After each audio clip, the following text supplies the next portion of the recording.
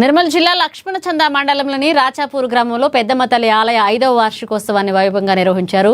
మహిళలు కొత్తకుండలో బోనం వండి అమ్మవారికి నైవేద్యం సమర్పించి మొక్కులు చెల్లించుకున్నారు. బాజా భజంత్రీల నడుమ బోనాలతో గ్రామంలోని పురవీధుల గుండా శోభయాత్ర చేపట్టారు. మహిళలు అమ్మవారి పాటలకు నృత్యాలు చేస్తూ సందడి చేశారు.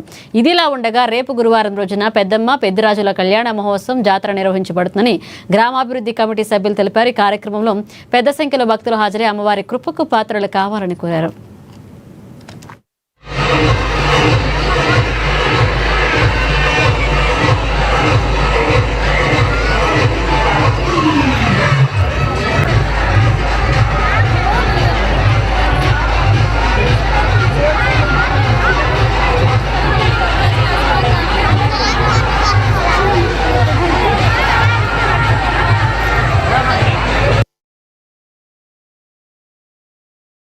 విరాజుల ఆరాధ్య దైవమైనటువంటి పెద్దమ్మ తల్లి 5వ వార్షికోత్సవం సందర్భంగా మా రాచాపూర్ గ్రామంలో 4వ తారీఖు, 5వ తారీఖు, 6వ తారీఖు, 7వ తారీఖు 4 రోజుల కార్యక్రమంలో భాగంగా 4వ తారీఖు నుండి 5వ తారీఖు వరకు ప్రతి ఇంటింటికి పెద్దమ్మ తల్లి ఉత్సవ విగ్రహాన్ని తీసుకొని పోయి పూజలు చేసి పూజలు నిర్వహించడం జరిగింది.